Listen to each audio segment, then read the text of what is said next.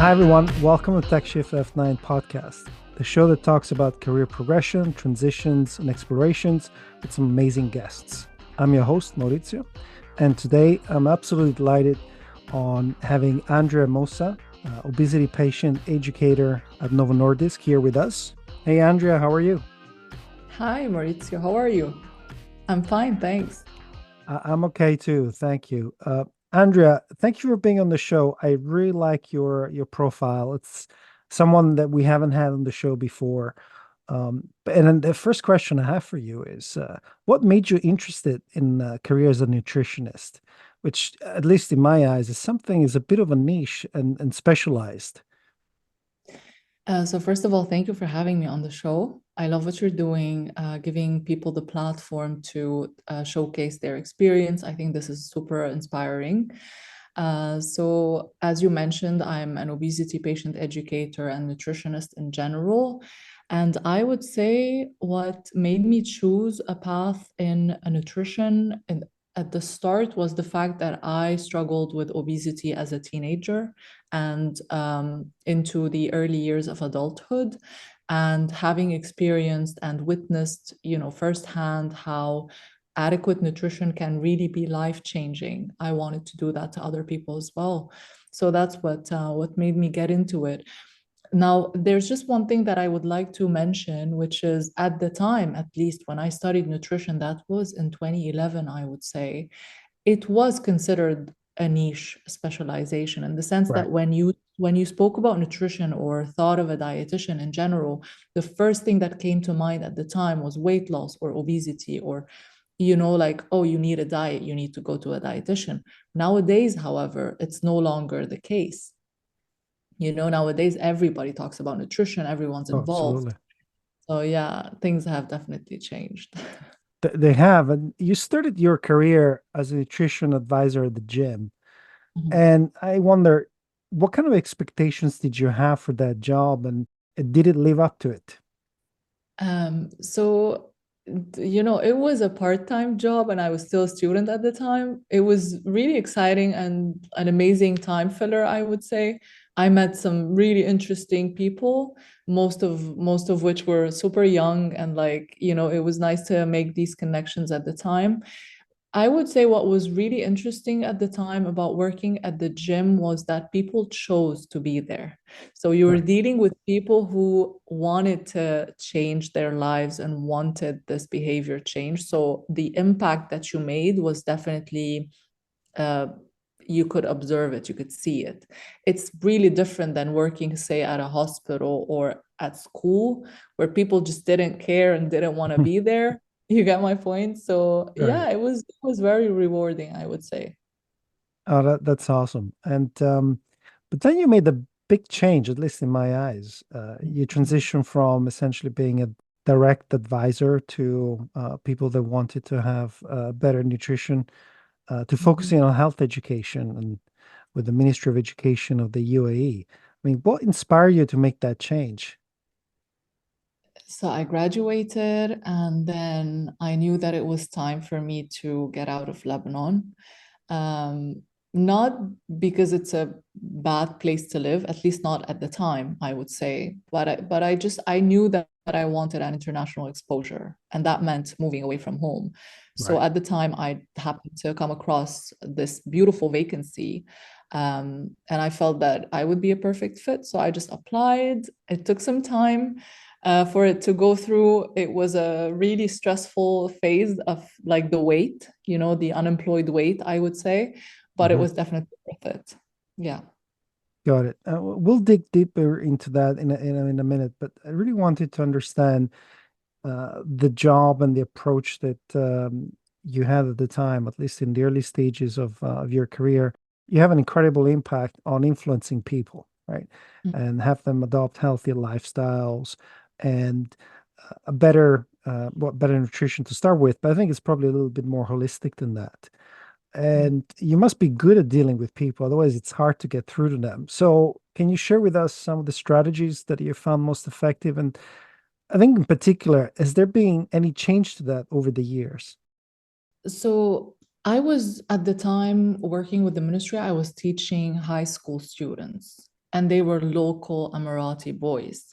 So I would say it was really different from one student to the other, because when I was standing in the classroom trying to deliver a subject, say on health or nutrition or mental health, some people could relate to it while others just didn't find it interesting. So I would say it was dependent on the subject and how people associated their experiences with. And the beautiful thing about the curriculum that I delivered was that it was very, it was very broad and very inclusive. It was not only about nutrition. We tackled psychology, mental health, depression, environment. So people find different interests, but I would say there's a readiness that comes from within the household and within the upbringing. Being very observant of my students, I used to see some people who came to school bringing snacks like carrots or cucumbers, while others brought chocolates and chips. So I would say it really starts at that age, especially because you're not really the decision maker when it comes to your food intake in this age. So it starts within the household. Some people have this inborn like interest about being healthier, so they used to come see me in my office hours and ask questions out of intrigue, while others just didn't really find it interesting. So I would say there's a readiness that has to be there for if you want to take it forward. And in other people, you can influence, but they would want to make the change anyway. You can't really force it. Right. And that must be challenging as an educator to try to find the right balance in a program where you have such a diverse audience. Have you adopted any interesting strategies, or in your experience, has it been a more successful approach to making sure that everybody got the message that they needed to get? I try as much as I can to relate it to real life. I mean, Right. if I'm asking them to make a certain change and it's very vague and they don't know, there should be a call to action. There should be some kind of scenario that is, um, if you want, showcased so that they know what's required of them. Like, for example, when you go out and you eat as a group of friends or you go to the cinema, here are some healthy snacks that you can choose. Here are some healthy menu options that you can opt for, because they tend to go out together almost every weekend. So that was a bit relatable. Many of them also love going to the gym.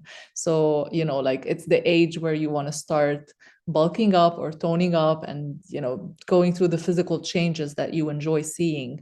So you can also leverage the importance of exercise and gym in this age. So yeah, I think relating it to real life is really beneficial. Right. And have you had the chance to work with the community, perhaps outside of the work when you were at the Ministry of Education, for some community projects relating to nutrition and health and you mentioned even mental health, perhaps. So it was mostly at the time, most of the efforts were focused on the students within the classroom or within the school itself. So any initiative or activity that we did was mostly localized within the school. In my current role, however, and I'm happy to elaborate on this later, we do so much community activities and health awareness. So, but at Yeah, the time, it wasn't really feasible, I would say. got it. And we'll definitely touch upon that. And part of it is because I see that unless the community supports better healthy lifestyles, it's really hard to just have that part of your life, maybe at school or, in a segregated part of your life. It has to be 24/7, right? In terms of your approach. Um, so let's talk about your current role.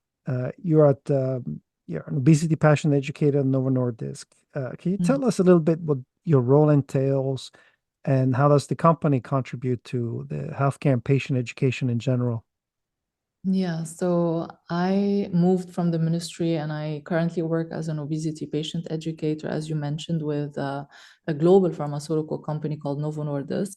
So my role is about spreading awareness and education to patients, healthcare practitioners, nurses, uh, dietitians, parents of patients. So basically, to anybody involved in the patient journey, spreading education and awareness about obesity as a chronic preventable disease. So this is the primary focus of my job, shedding the light, because until today, unfortunately, so many entities still do not recognize obesity as a disease. They think that it's a condition. They think that it's just something that's there. They don't treat it effectively. So our role as a pharma company, and my role as a nutritionist as well, is to emphasize obesity as a preventable disease. This is the first thing. And part of that is doing one-on-one counseling sessions with my patients in the hospitals. The physicians refer their patients to me that they think could benefit from this service. And something else that we also do is awareness campaigns in public events or public places, like in governmental entities, in a park, or in collaboration with different authorities, where people can come to the event and get a free BMI and obesity screening, like their body fat and their weight and all of that. Oh, that's amazing. And have you seen a change in the public's reaction to their own selves in terms of a health perspective in your current role over the last few years? Are people more aware that what goes into the mouth ends up on their butt, so to say? That's a that's a very non-scientific way to put it, but it's very realistic, I Don't have quote to me. say. Um, I mean, there has definitely been more awareness Right. in different age groups, and people are more informed about the consequences of their choices. That's for sure. You see more people exercising, you see more people um, opting for meal plans, you see more people calorie counting. People know what obesity is. As a pharma company, also, there is an anti-obesity medication that's now available for patients upon prescription. So there are so many, it's like a word of mouth, that's for sure. And it's everywhere here. Everybody knows about it. Everybody's trying to do something about it. Of course, there are so many barriers that come into play when following this route of behavior change. And we're trying to tackle these barriers as much as we can. Not only as a pharma company, by the way, but myself as a nutritionist in my own practice with the patients. I see so many barriers and I try to help them overcome it. But yeah, the awareness, I would say, has been definitely increasing over the years. Yeah, let's dive into that point a little bit more, Andrea. I mean, when you are working with individuals, Mhm. clearly you sort of straddle a I suppose, medical situation potentially. And at that point, you're still sort of relying, my understanding is relying on the patient to get its act together and do something. So you sort of have to have some degree of influence over their action and empower them to make these changes in their lifestyle and nutrition. Uh, how do you do that? I mean, how do you get them to follow and toe the line and follow the advice and stay on schedule? So this is a really interesting question, actually. It's really tricky because, telling the patient what's required of them or guiding them in the right direction is one thing, but then having them actually implement those changes is an entirely different thing. Now, what I usually do in my practice, I would say, can be summed up into five major tips or five major um, actions. So the first thing I focus on is active listening. I don't listen to answer back. I need to listen to their story because each patient has a different story. So active listening is super important for me. Number two is empathy. I need to put myself in their shoes pretty much because I was once in those shoes. So there's no judgment. There's no reaction of shock or surprise. And funny enough, counseling 101 teaches us to never show signs of like shock or judgment. Like if somebody says, "Oh, I eat 3 burgers every day," you can't say, "You eat 3 burgers every day." Like, you know what I mean? You can't really Sure. show this. So empathy is super important. Number three is setting realistic and feasible goals. You can't really give there's no one size fits all in the nutrition industry. So you need to come up with a solution that caters to the patient's needs and make it realistic. that's for sure, based on their time, preferences, culture, religion, barriers, and all of that. Number four, offering support and the chance to follow up. You cannot give the patient what's required of them and then send them on their way. There needs to be a chance for them to get in touch, or for you to even check up on them to see how they're doing, to continue it, to ensure that the feeling of empowerment is not only initiated but is also continuous. Right. And then I would say the last thing is ensuring a holistic approach. As you mentioned earlier in the episode, it's not about just treating the physical aspect of things. There's also a mental, a social, sometimes there's a financial barrier. So it's about treating the person as a whole. That makes a lot of sense. And Andrea, you originally started working in Lebanon, moved to the UAE. I Mhm. presume you've been working with patients from all over. You were educating high school age students. How have you evolved your own understanding of being able to work with different people? I find it that a lot of people in different careers tend to get stuck with the same sort of people for many, many years. And it Mhm. becomes, once they have an interest in transition to a different job or a different situation, they really struggle because all of a sudden the ability to communicate becomes much, much harder. So, how have you found it in your career, this sort of international approach or multi customer type of people that you've come across, and how did you handle it? I mean, one of the best things about being a nutritionist is how diversified your patient portfolio is. It's no longer a niche. It's like everybody needs health education, if you come to think of it. Every age group, every nationality, every native language, everybody needs it. Some of the major differences, maybe I find, are mostly in the food intake, or like in the diet in general. In Lebanon, our foods were pretty different. I would say a bit healthier than what I experience elsewhere. So in Lebanon, we focus on like fish, seafood. It's like the Mediterranean diet, olive Right. oil, healthy fats like nuts and avocados. We don't really, we eat rice, but it's not like I would say a staple food, like, or a must to have every single day.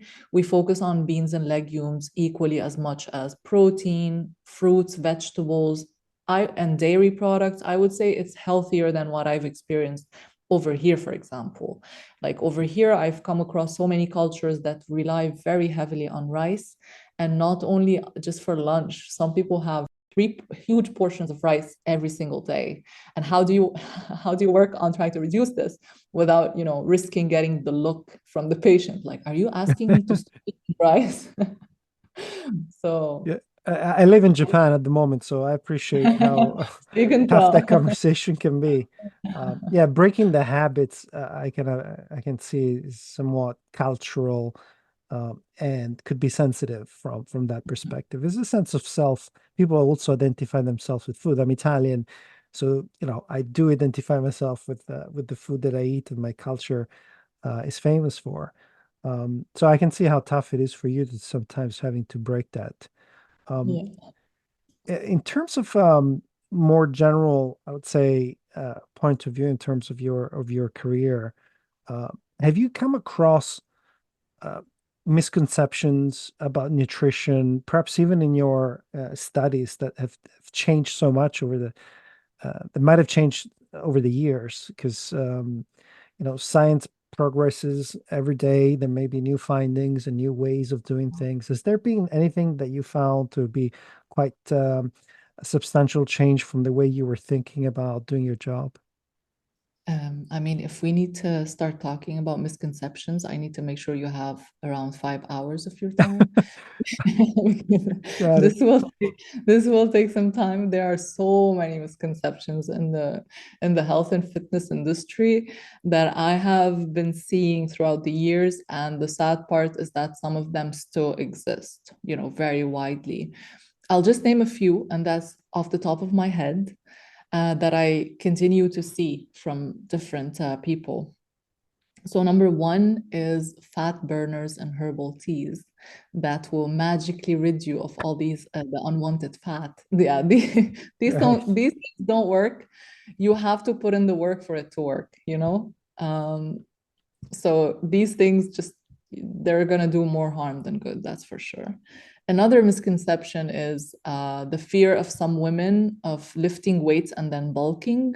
It's Mhm. not gonna happen if you don't take any supplements that cause this. If you do it right, if you ensure proper protein intake and nutrition, enough calories, and a good weightlifting exercise routine, it's you're going to tone up and you're going to look amazing. So, this is an irrational fear, I would say. Another thing, and this is also I find it a bit funny, targeted fat loss. Like some people are happy with the way they look, but they have this little bit of, let's say, belly fat, and they try to see how can I just lose fat from my belly only. You cannot do this. Like your body is going to lose fat all over, including your belly. You get my point? So Oh, I do. But I was going to ask, has anything changed in terms of the way the industry looks at nutrition over, the course of your career that made you perhaps rethink a little bit how yourself carry out the job?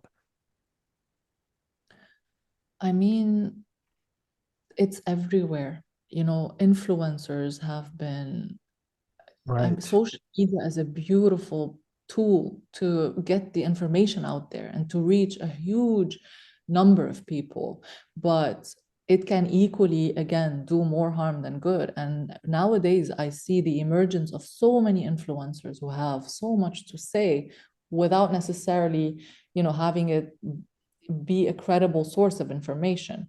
So I would just say that there has been less critical thinking nowadays, unfortunately, less people looking at the science behind things, less people looking at what research and the studies say, and more people focusing on what influencers say.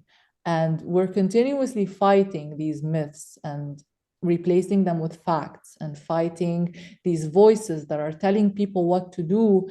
And it's not really the way to do it. If I spend 40 minutes in a very private setting listening to the patient and giving them a targeted customized plan for them, what makes you think if you go online and address hundreds of Ks of followers, you're doing the right thing? What works for that person might not work for the other person. So That's so true. I mean, if you were to ask me what a nutritionist would look like, 20 years ago, it would be a doctor in a lab coat. Um, Today, it's probably some jacked up dude on a beach, right? And yeah, millions I of can, followers. Yeah. yeah, that's right. I can definitely see that point. And so, from a career perspective, uh, what would the next step be? Not necessarily for you, I don't want to put you on the spot here, but generally for a nutritionist over time, how does that career evolve in terms of next steps? Brilliant question. But it really depends on the person's experience so far, what has their expertise been in, and how they can leverage it moving forward, and also their own preference. Some people love to be part of a corporate entity all their lives and growing in the corporate field and, being in a pharmaceutical industry and taking over things.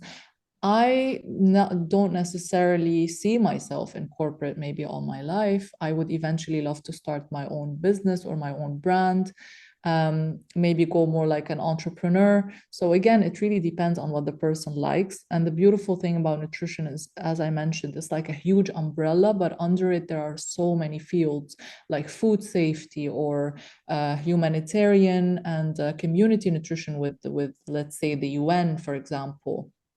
And there are so many things that the person can do. So it really just depends on what they've been doing so far. But to answer you, and even if you did put me on the spot, it's fine. I'd love to say that, yeah, the way I see things moving forward for me is definitely building my own brand and starting my own thing, doing things by my own rules, because I feel like I have so much to offer. I have so much creativity and knowledge so far. And any corporate especially pharmaceutical industries, they have so much regulation, so many Yes. regulations. So this can really put some barriers on the extent of your creativity and content creation and all of this. So I would love to take my creativity and just pour it somewhere where it's more rewarding, I would say. That's awesome.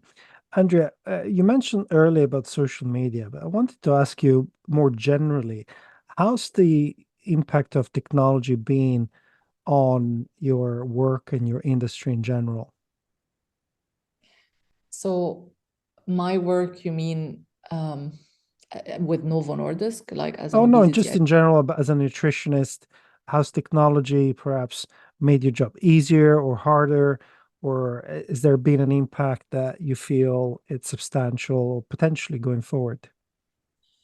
So it gives us a beautiful opportunity to showcase our work and show people what we're doing. So it can really help um, spread information and education and shed the light on, let's say, World Obesity Day. You can come get a screening here. So it helps direct people in the it helps give people the right direction on where to seek help and what to do and where to go. But again, equally, there has been this continuous battle where we need to fight misconceptions and correct all of those myths. One thing that I would like to add also, and this has been something that I would say has been really negatively impacting the mentality of people surrounding weight gain and obesity. Those, I don't know if you've seen them before, but they are those like body image influencers. I haven't. So, body image influencers are those people that go online and try to spread this love yourself the way you are. You know, we encourage plus size because it's okay, you look amazing.